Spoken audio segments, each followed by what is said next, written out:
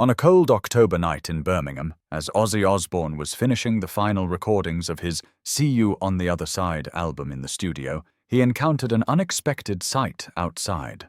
By the studio door, under a streetlight, 3 young women were sitting. Black clothes, gothic makeup, metal accessories, but the expression on their faces told a much deeper story than any stage costume ever could. This wasn't just a chance encounter. Tonight would mark the beginning of a transformation that would forever change Birmingham's metal scene. And what Ozzy was about to learn was that these young women's struggle was no different from his own battle years ago. The eldest was Emma, 21, studying music at Birmingham University, receiving classical training but forced to hide her metal passion.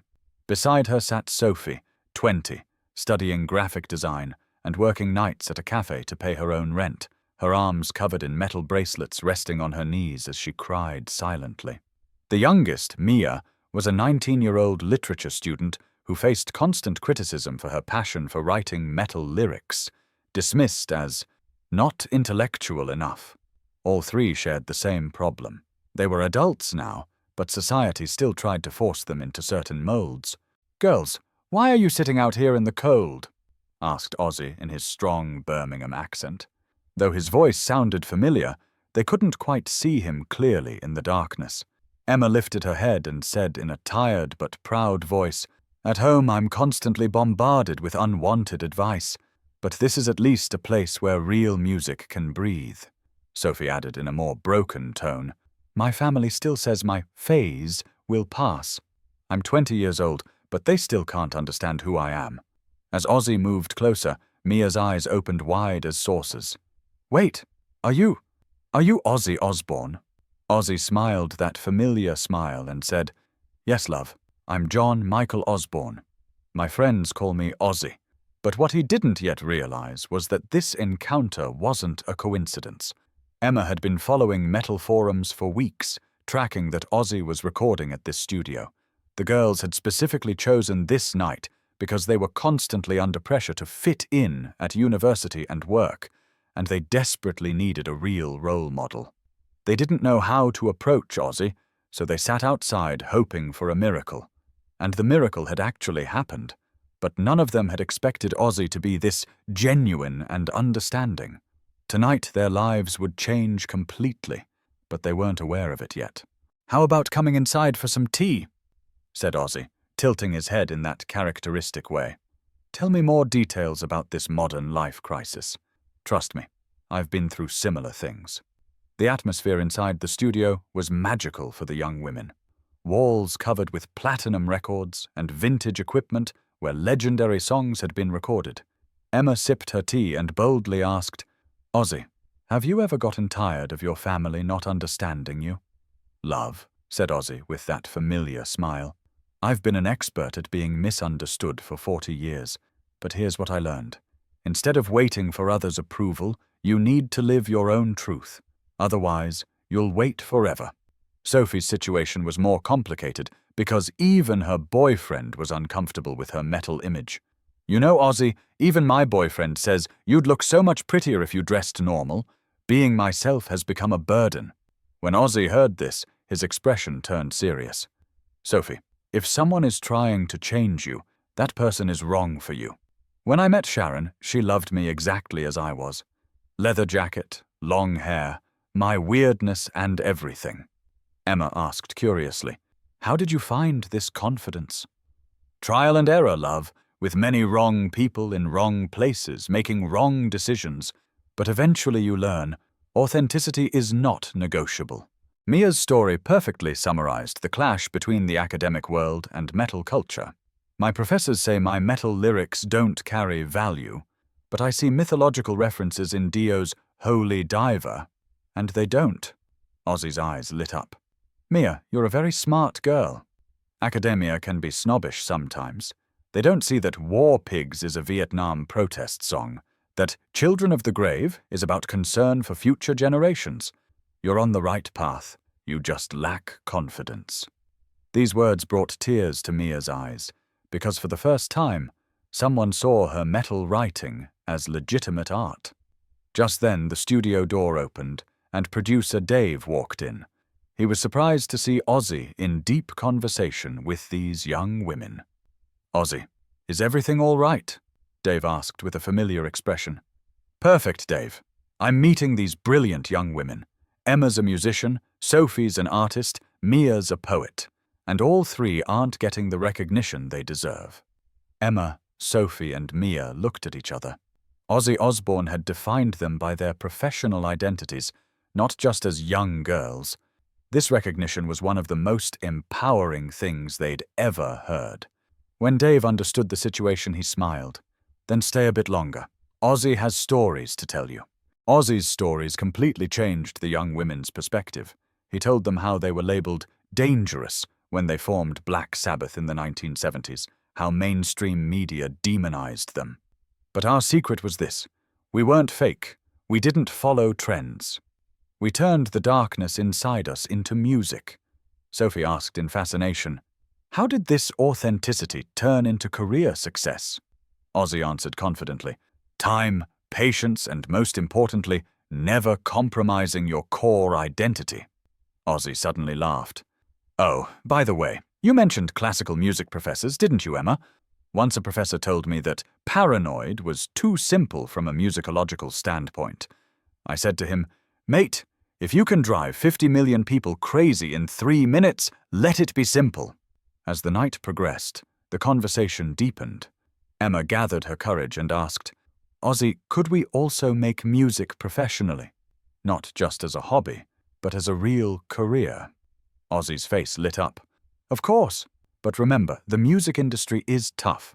Especially for women, it's even more challenging.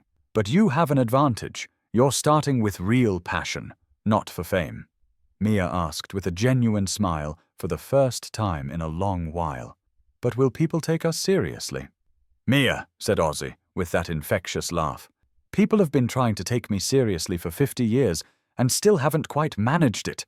The point is, you take your music seriously, the rest doesn't matter." That night, Sophie made a confession. "Actually, I write lyrics too, not just graphic design." Ozzy asked with interest, "What kind of lyrics?" Sophie hesitantly read from her notebook. "Broken mirrors reflect our souls, society's mold we can't control. But in the darkness we find our light. Metal music makes us fight." Ozzy was impressed. "Sophie, that's magnificent. You're not just a designer, you're a songwriter too. Don't waste this talent." Emma and Mia also shared their writings, and Ozzy noticed each one's unique voice. "You know," said Ozzy, "I had problems with literature teachers too. One told me that Iron Man lyrics were primitive. I told him, maybe primitive, but it helps millions of people psychologically." The next day, Ozzy called Rick from Birmingham's prestigious music store, Rick's Music. "I have 3 talented young women who need professional equipment." Since Ozzy was his regular customer, Rick wasn't surprised but was curious. "What kind of music do they play?" he asked. "Metal, but sophisticated metal. They need quality gear," Ozzy explained. Rick understood and asked, "Do you want a full setup?" Ozzy confirmed. "Yes, but arrange a payment plan according to their budget. I'll guarantee it." This gesture perfectly reflected Ozzy's character, providing support while preserving the girls' independence. On their second meeting day, when the girls saw the professional equipment in the studio, they were shocked. When Emma saw the Gibson Les Paul, she asked, "Is this real?" "It's real, love, and from here on, it's your journey. But remember, equipment doesn't make the musician, passion does." When Sophie picked up the bass guitar, she realized how her years of acoustic practice translated to electric. When Mia approached the microphone, she heard how her voice resonated in the studio and whispered, "This feeling is incredible." Ozzy smiled and said, "This is just the beginning. Now I'll teach you the real secret. Stage presence." Then, turning to Sophie with a playful tone, he added, "Working 2 jobs, eh, Sophie? I once worked both in Black Sabbath and my solo career at the same time. I got so confused that during one concert, I started singing the wrong song's lyrics." Emma asked curiously, "What exactly is stage presence?" Ozzy explained thoughtfully, "Making a real connection with the audience. Rehearse. Perfect it. But when you get on stage, you have to live the moment. I've been on stage for 50 years. Every performance is different because every audience is different. Sophie nodded worriedly and said, "But we don't even have an audience yet." Ozzy answered her in a reassuring tone. "Sophie, you make your music authentic, and the audience will come. Like in Field of Dreams, if you build it, they will come." This reference made the young women laugh. They loved Ozzy's pop culture analogies. In the third week, the girls began writing their first original songs. The song, Rising from the Ashes, told the story of young adult struggles and the journey of self-discovery. When Ozzy listened to the composition, he was impressed. "This is professional-level songwriting, girls." Emma, Sophie, and Mia felt proud because the creator of heavy metal had validated their work. "What do we do next?" asked Sophie. "Now you're going to start getting involved in the local scene," said Ozzy. "There are small venues in Birmingham, open mic nights. Start from there." In the fourth week, the young women's family situations began to change. Emma's conservative father came to the studio to persuade his daughter to give up this nonsense. But when he met Ozzy, he was surprised. Standing before him wasn't the Satanist he'd seen in the media, but an articulate, respectful gentleman. "Mr. Thompson," said Ozzy in a diplomatic tone, "Emma is incredibly talented. Also, this music helps Emma express her emotions in a healthy way and improve her mental state." Emma's father was in defensive mode. "But is this music career realistic for a young woman?" "Sir, the music industry has changed. Female metal musicians are now respected. Emma has her education, she already has a backup plan, but she should also explore her talent." When Emma's father saw Ozzy's sincerity, his prejudices began to shake. "But is this music really harmless?" Ozzy patiently explained, "Sir, metal music teaches how to express anger and frustration in a healthy way. Emma is releasing these feelings through music instead of bottling them up inside." After this explanation, Emma's father gave conditional support to his daughter's musical pursuit. "If she doesn't neglect her education, she can continue this hobby," he said. Emma thanked both Ozzy and, surprisingly, her father. In the fifth week, the girls' first demo recording was completed. The song Different But Strong told the story of modern young adults' identity struggles and empowerment journey. When Ozzy listened to the track, he was moved and said, "This is authentic music, girls. Really touching. You've written from your hearts." Sophie asked excitedly, "What do we do with this now?" Ozzy answered in a reassuring tone, "Now you go out into the world and get your music to people. But remember, success doesn't come overnight. Patience, hard work, and most importantly, maintaining integrity is what's needed." As they began gaining recognition in the local Birmingham metal scene, the young women's university and work lives also experienced positive changes. Emma's professors began to be impressed by her metal compositions in music theory class. Sophie gained confidence at work, now embracing her metal identity instead of hiding it. Mia approached metal lyrics from an academic perspective in her literature classes, and this original viewpoint was appreciated. 6 months later, the young women gave their first official concert at the Sunflower Lounge in Birmingham. The venue was small but prestigious, serving as the launching pad for many successful local bands. Ozzy watched from backstage, staying out of sight so as not to draw attention. When they took the stage, there was a mixed audience. University friends, metal fans, curious onlookers. The initial reaction was mixed, but when they started playing, the energy was undeniable. The combination of Emma's powerful vocals, Sophie's technical bass, and Mia's poetic lyrics mesmerized the audience. When the performance ended, Ozzy emerged from backstage and applauded. The audience was shocked to see Ozzy. No one had expected him to be there. "These 3 extraordinary women," he said into the microphone, "are living examples of authenticity and courage. They've proven to me that the new generation can still create real music." Then he turned to the young women. "Emma, Sophie, Mia, you are my inspiration. Keep being authentic, keep making music, because the world needs real artists like you." After that performance, the young women's career trajectory completely changed. They took the band name Dark Seraphim and became recognized in Birmingham's metal community. Emma's fusion of operatic vocal training with metal Sophie's visual arts background contributing to stage design, and Mia's literary education enabling her to write complex lyrics had created their unique sound. They even began getting airplay on local radio. At year's end, Ozzy called them to his studio one last time. "Girls, I have a special announcement for you." To the expectant young women, Ozzy explained, "Through my connections, an independent record label in London has prepared a demo deal for you. You have the opportunity to record an EP with professional production."